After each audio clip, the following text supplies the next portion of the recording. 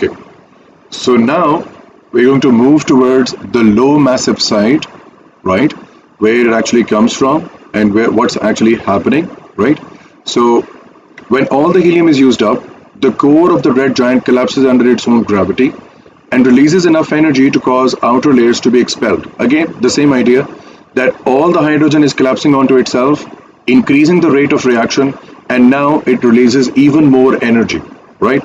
So the small core becomes a white dwarf at the center, glowing shell of ionized gas known as planetary nebula. Planetary nebula are thought to play an important role. You can read about this as extra information. I haven't seen such a question in the exam up to this point, but you can do this on your own. You can do this research, right? Okay, so what happens with a highly massive star? This is more interesting.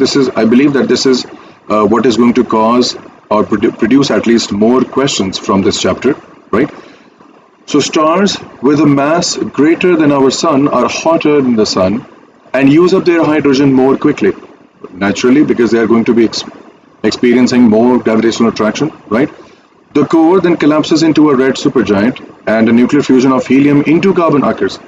You see, when it enters the supernova stage and the red giant stage, even the helium starts fusing together to make carbon, right?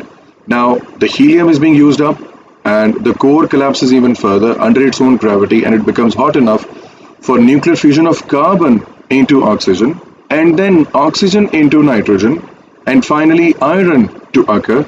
Nuclear fusion then stops and the energy of the star is released in a supernova explosion.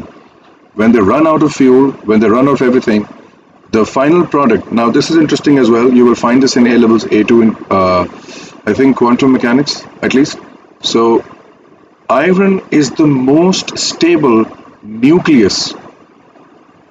And when we talk about the most stable nucleus, that would mean that if you take the atom of iron, let's say, and if you try to provide it with thermal energy in order to break it down, for example, into protons and neutrons, this will take the most amount of energy to break down than the rest of the whole time periodic table. So everything is collapsing to become iron because it is the most stable. Similar thing we find in chemistry as well, that every gas or every element actually tries to combine together to become a noble gas. We find something similar happening at this stage as well, right? So the final product is iron. I would recommend remembering this as very important and keep this in mind, right? So the explosion is so high that it becomes very bright and high enough, again, the temperature becomes high enough for nuclei into many elements even heavier than iron to occur. So eventually, after iron is formed, the core keeps on collapsing onto each other, increasing gravitational pressure, you can say, or gravitational force. So even more fusion takes place, but that is a very rare occurrence. Or you can say that the concentration of those at least will be less than iron itself, right? So even heavier atoms than iron will be formed, and they will be, when this supernova is going to explode, you will find that these are scattered throughout the universe. That is how we got all the elements in our Earth's crust, because they actually came from some star dust or the death of some star in the previous lifetime or in the previous life of that star, at least, right? And we don't know where it actually came from, but we assume that it actually does come from the star because we know about their life cycle right now, that what happens with them, right? Okay, so again, these are a few points for a high mass star, right? And you can read them. These are extra information. I will also send all the notes to you. Don't worry about that, right? You will read this and it will give you an information about how black hole is being formed. Again, extremely highly massive.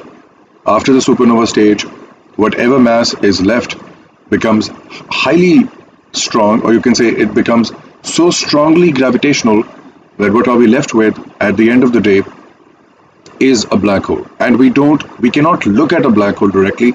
We just feel its presence.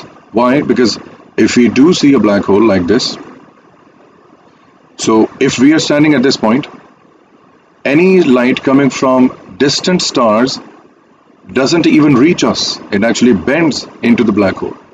And how can we see that? Because There are other stars around the galaxy. We can see them directly, but if we change our own perspective and go to that side, we can see the star.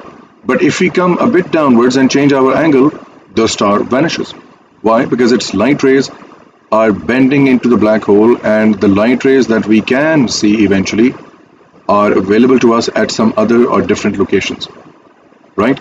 So that is how we actually found that we can't look at it directly. It's not illuminated, but we can sense its presence because it is bending light. It is absorbing at least all the radiation coming from the rest of the part of the universe. Now we go towards universe, how it's formed, why is it formed, what is Doppler effect, right? And what is the Big Bang theory, right? Okay.